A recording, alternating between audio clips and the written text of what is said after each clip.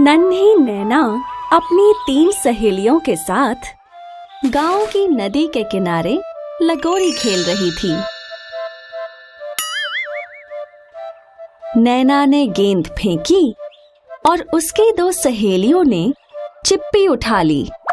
नैना जब उन दोनों के पीछे दौड़ रही थी, तभी उसका ध्यान 2 व्यापारियों पे गया, जो चांदी के जेवर लेकर नदी के उसी गांव की ओर आ रहे थे। मधुरा, जिया, पलक, वो देखो! अरे वाह, कितने खूबसूरत जेवर! मैं तो माँ से बोल के कंगन लूंगी। मैं भी। और मैं भी। नैना उदास हो गई। क्या तुम्हें कंगन नहीं चाहिए? मुझे भी कंगन चाहिए, पर दादी के पास पैसे नहीं होंगे। नैना, तुम दादी से बोल के तो देखो।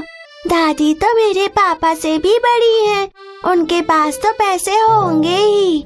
क्या तुम्हें सच में ऐसा लगता है? तुम मेरी बात सुनो, घर जाओ और दादी से बोलो। वो ना माने तो हट करना। आखिर तुम्हारा रोना धोना देखकर वो तुम्हें भी कंगन दिला ही देंगी। ठीक है, अभी घर जाके दादी से बात करती हूँ। नैना वहाँ से दौड़ते हुए निकली। उसका ध्यान नहीं था और उसने राह चलती हुई एक मोटी मौसी को धक्का मार दिया और वो खुद जमीन पर गिर गई। अरे ओ नैना, आंखें हैं या टमाटर? मैं तुम्हें दिखाई नहीं दे रही क्या? माफ कर दो मौसी, थोड़ी जल्दी है। पता नहीं आजकल के बच्चों को इतनी जल्दी क्यों रहती है। नैना हांफते हुए अपने घर पहुंची। दादी, दादी! क्या हुआ नैना? वो गांव में जेवर बेचने वाले व्यापारी आए हैं। वो तो हर साल आते हैं, इसमें कौन सी नई बात है? मुझे भी कंगन चाहिए। नैना, तुम्हें तो पता है कि हमारे पास इतने पैसे नहीं हैं। लेकिन मेरी सारी सहेलियां कंगन लेने वाली हैं। मुझे नहीं पता, मुझे भी कंगन चाहिए। दादी, मुझे कंगन चाहिए।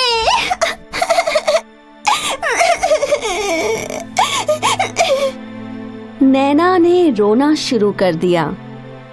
नैना की हठ देखकर दादी उसके पास आई।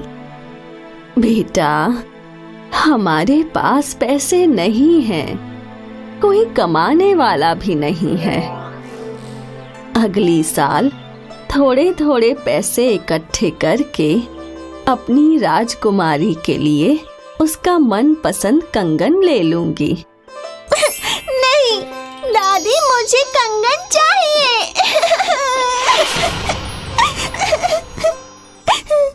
अच्छा ठीक है। अगर हमारे पास घर में इतने पैसे हैं तो हम कंगन ले लेंगे। चांदी के जेवर के व्यापारी गांव में अलग अलग घूमकर जेवर बेचने लगे। भुवन गांव में घूमते हुए ग्राहकों को बुला रहा था। चांदी के जेवर ले लो, चमकते कंगन ले लो, चमकती नथनी ले लो। और दूसरा व्यापारी जीवन जेवर बेचने मधुरा के घर आया, जहां मधुरा की दादी ने मधुरा के लिए एक चांदी का कंगन खरीद लिया। शुक्रिया दादी। और वहां नैना व्यापारियों की राह तकते हुए दरवाजे पर ही खड़ी थी। उसे भुवन आता हुआ दिखा। चांदी के जेवर ले लो, चमकते कंगन ले लो, चमकती नथनी ले लो। ओ काका, यहाँ आइए, मुझे कंगन चाहिए। नैना ने भुवन को अपने घर में बुला लिया और फिर दादी ने भुवन से कहा, अरे बेटा, इस बच्ची के माप का कोई कंगन है क्या? है ना चाची, ये देखिए। नैना ने एक कंगन पहना जो उसे बहुत अच्छा लगा। इस कंगन का कितना दाम है? चाची, है तो ये खरा चांदी, लेकिन बच्ची को इतना पसंद आया है, इसलिए इसका दाम सिर्फ 20 सिक्के। 20 सिक्के? अरे बेटा, इतनी तो हमारी महीने की भी कमाई नहीं है। अरे चाची, जब कंगन खरीदने के पैसे नहीं है तुम्हारे पास, तो मुझे रुकाया ही क्यों? खाली पीली मेरा टाइम खराब कर दिया। इतने समय में तो मैं 2 और कंगन बेच लेता। भुवन निकलने ही वाला था और वहाँ नैना उदास हो गई। नैना की रोती हुई शक्ल देख दादी बोली, रुको बेटा, ये देखो, ये मेरा कंगन है। क्या इसके बदले तुम बच्ची के लिए कंगन दे सकते हो? भुवन ने वो कंगन अपने हाथों में लिए। उस पे कुछ काली परतें चढ़ी हुई थीं। भुवन ने नाखून से उन परतों को खुरेदा तो उसे दिखा कि वो कंगन खरे सोने का था। अरे बाप रे, ये कंगन तो खरे सोने का है। लगता है बुढ़िया को ये पता नहीं है। क्यों न मैं इस कंगन को कौड़ियों के भाव खरीदूं? ये तो बिल्कुल व्यर्थ है, ये बिल्कुल काला हो चुका है। इसके बदले में बच्ची को कंगन नहीं दे सकता, लेकिन कानों की बाली जरूर दे सकता हूँ। लेकिन मुझे तो कंगन ही चाहिए। मैं तो सिर्फ बाली ही दे सकता हूँ। हाँ। दादी ने नैना की ओर देखा और भुवन वहाँ से चला गया। भुवन घर से बाहर निकला। थोड़ी देर में वापस आके सौदा कर लूंगा।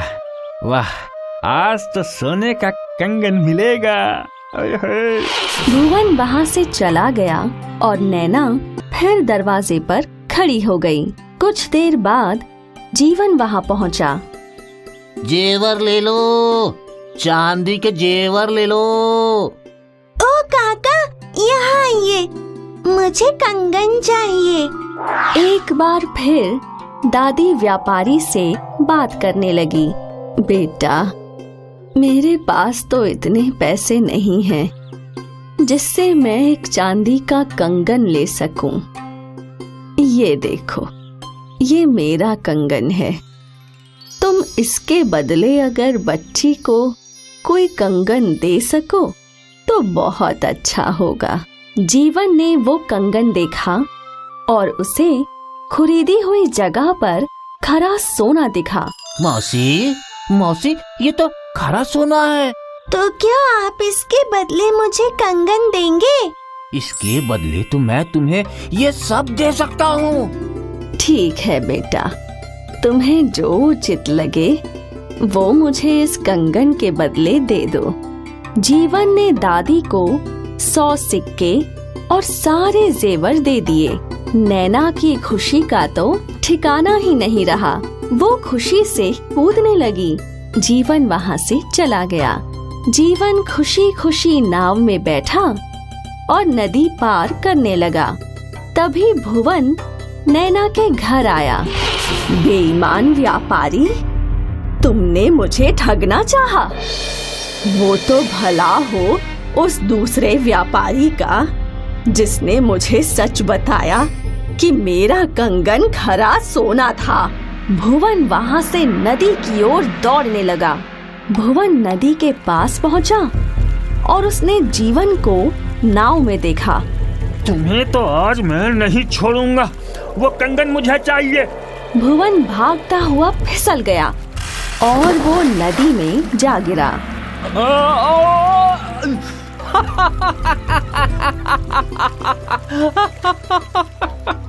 इसलिए कहते हैं कि ईमानदारी ही सबसे अच्छी नीति है।